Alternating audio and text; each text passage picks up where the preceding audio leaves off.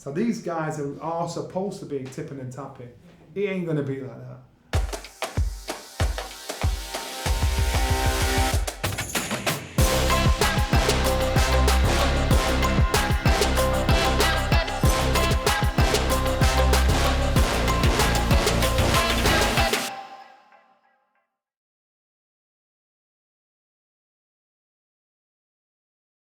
Well, the only reason why I boxed in the first place was to make friends.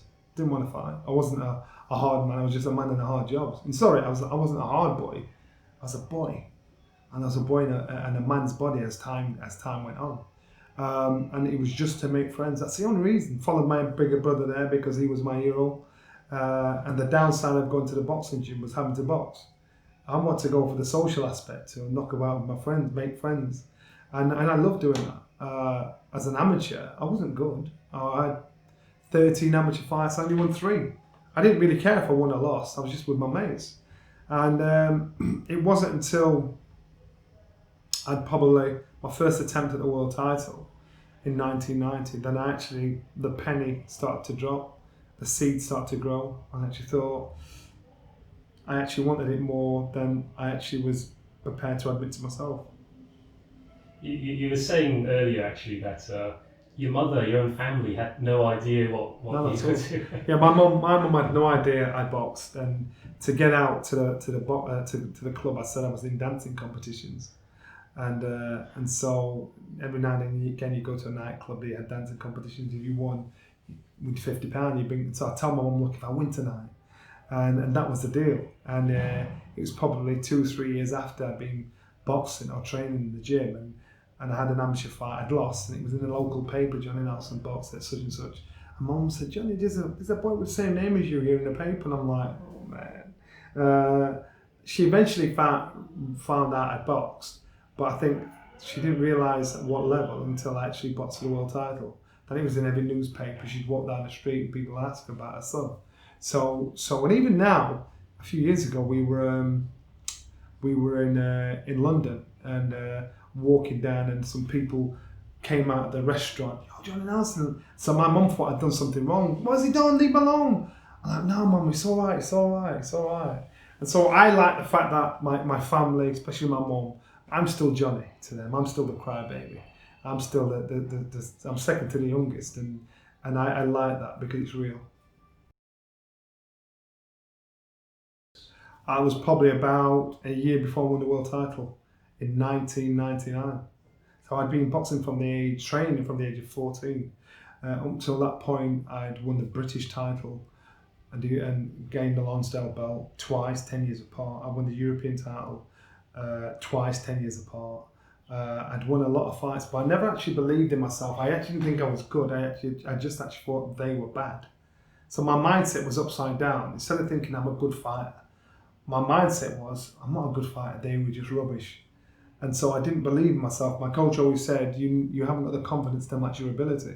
But when you do, then everything will fall into place. So it wasn't until probably 1998, I actually thought, I'm actually not bad here. And I've been boxing since the 80s, and that's how long it took to draw. Well, to get wisdom, you've got to go through experiences. And when I talk experiences, you've got to go through good and bad experiences. You can't have one without the other. And so then when you go through experiences, you know what did work, what didn't work, what hurts, what doesn't hurt, what'll get you 2 steps forward and 1 step back. That's how you get wisdom. And so you've got to go through certain aspects. So I'd embrace those things, because remember, I tripped up a few times before all of a sudden thinking, well, why do I keep failing? Why is this not happening? I'd ask myself every question.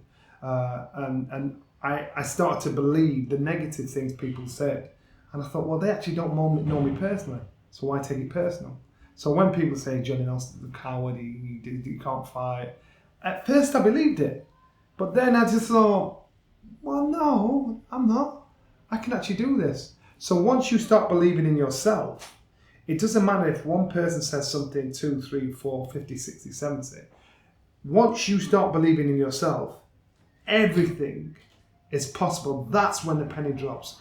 That's when success breeds success. That's when you really believe you can do anything. And so when I do talks or when I go to events, I don't have a script. Because one thing is this, you'll always remember the truth and never remember a lie. So if you ask me a question today, I will give you the answer. If you ask me the same question in 20 years' time, I will give you exactly the same answer. Because you can always remember the truth, you can never remember a lie. So when I'm asked questions, I quote my experience. I quote things that I've seen. I quote things that I know work. So some might say I'm very single-minded. No, I just know what works. I know there's a path of failure, and I've been down the path of failure. I've been down that path of how it does your head in. Because you're constantly, once one negative thought leads to another, leads to another, leads to another, and all of a sudden you're surrounded in negativity. Or you think, you know what, I'm going to go this way. You surround yourself with the right people. You surround yourself with positivity. You look at things and take it for what it is. And then you adjust that. If someone's not good to you, someone's not nice to you, there's no point in wasting your energy, your time, your heart on hating them. What happens is you just think, well, that's your nature. If there's a crocodile and the crocodile's there and you put your hand in the crocodile's mouth, it's going to bite your hand off because that's what crocodiles do. It's their nature. So you're not going to be mad at the crocodile. You're going to think, stupid me, why'd I put my hand in his mouth? So you look at humans. If humans show a certain aspect to their nature and how they are, you think, well, that's your nature.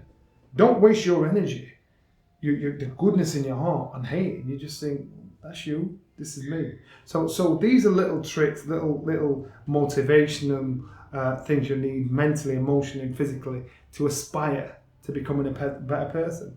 And listen, I'm not the finished perfect article, but I know I've learned a hell of a lot through life experiences. And in doing that, if you learn things through life experiences, it can only improve you if you're willing to listen, look, learn, and use it to the best of its ability.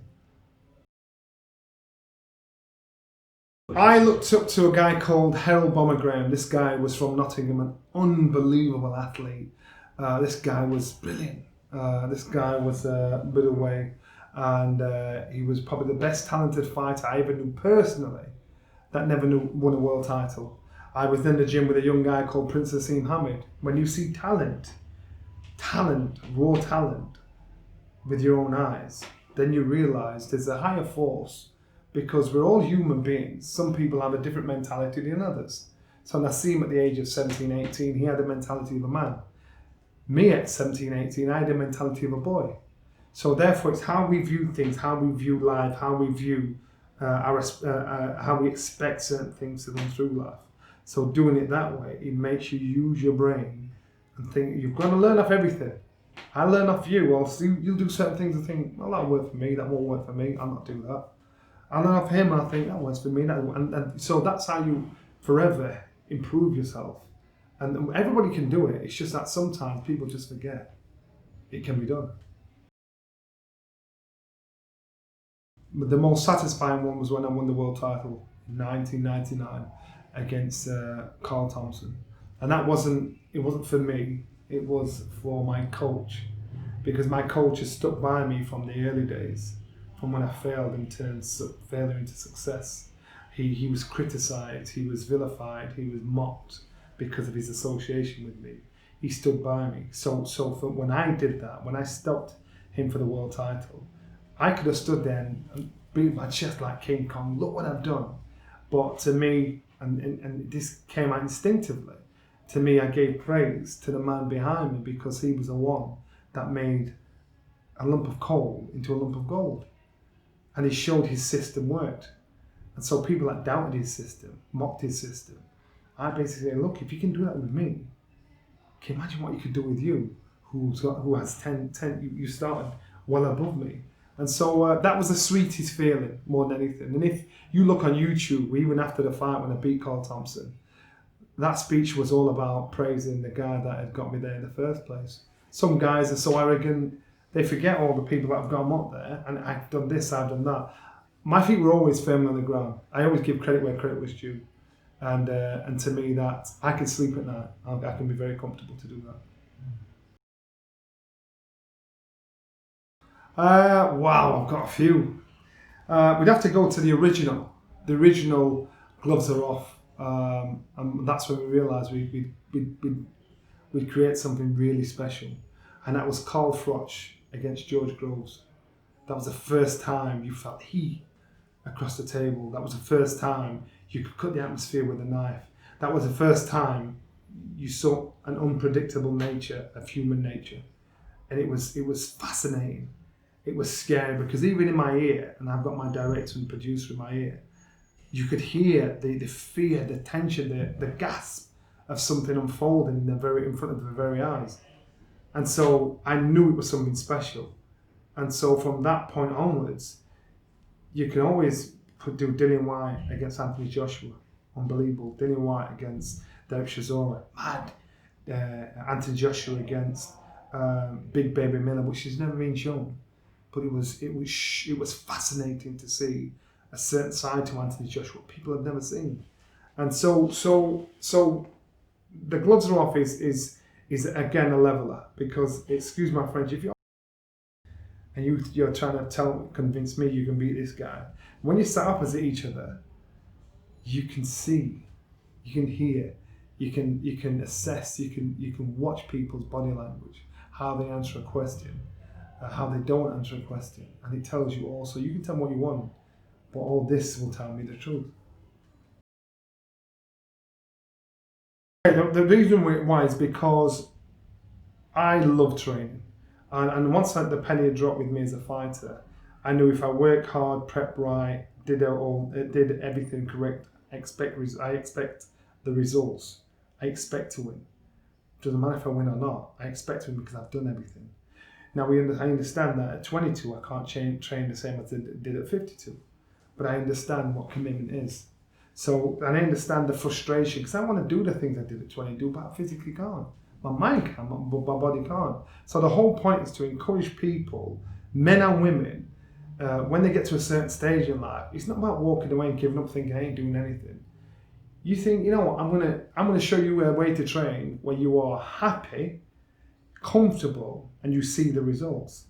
Sometimes when you're walking down the street, you see an old man and he looks out of shape, you think to yourself, at what stage did you get to that? What stage did you turn into that? And so therefore, that narrative could change if people are encouraged and they show, look, just try this at home.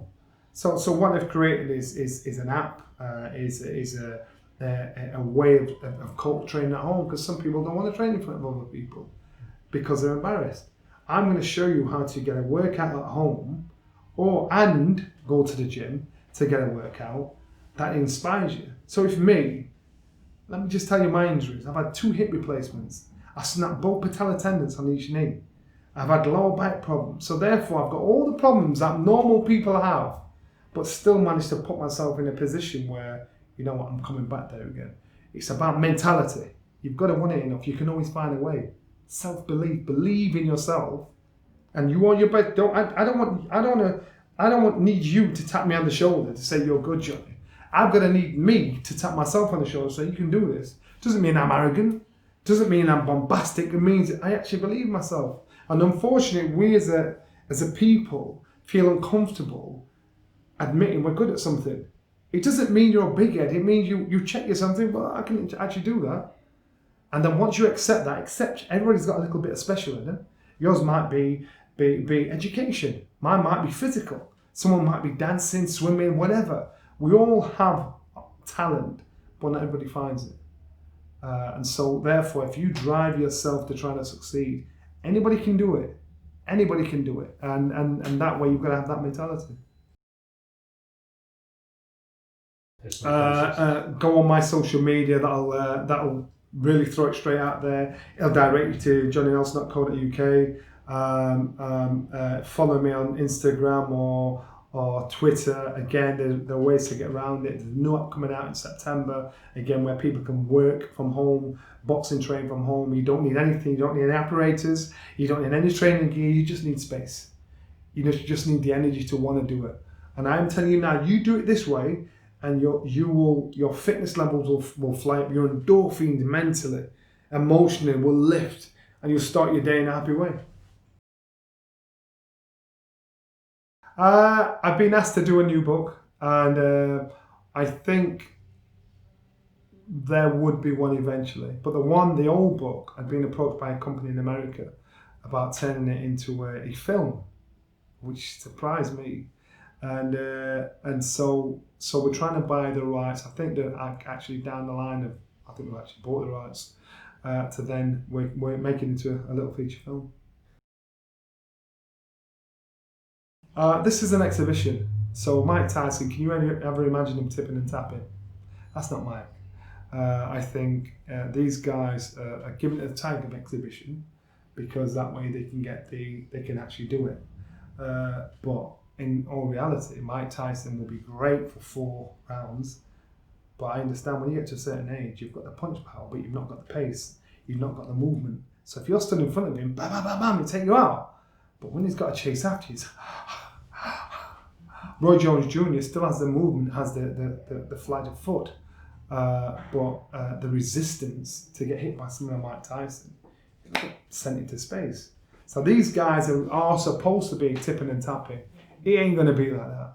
And we've got to remember Roy Jones Jr. and Mike Tyson are past their best. They are old men, so don't expect to see the old Mike Tyson. Don't expect to see the old Roy Jones Jr. because those days have gone. And that's why people are getting giddy and excited. Oh my God, Mike Tyson's back, Roy Jones is back. That Roy Jones and Mike Tyson is gone. You've got some old men that, have the knowledge, but their body doesn't listen to their minds. So therefore, they're going to give us a chance to give us something to view, to think about, to debate. They're getting the chance to make a lot of money for each other. And hopefully, they're talking about creating a Masters tournament in boxing. You get it in tennis, you get it in most sports, football. They're trying to do that in boxing. The difference in boxing is when you get hit, it hurts. And when you get older, it's harder to get back up. So I want to see how this Masters tournament goes on. That's fantastic. Thank you so much for your time, and it's a pleasure to Pleasure. meet you. It really is. Thank you so much.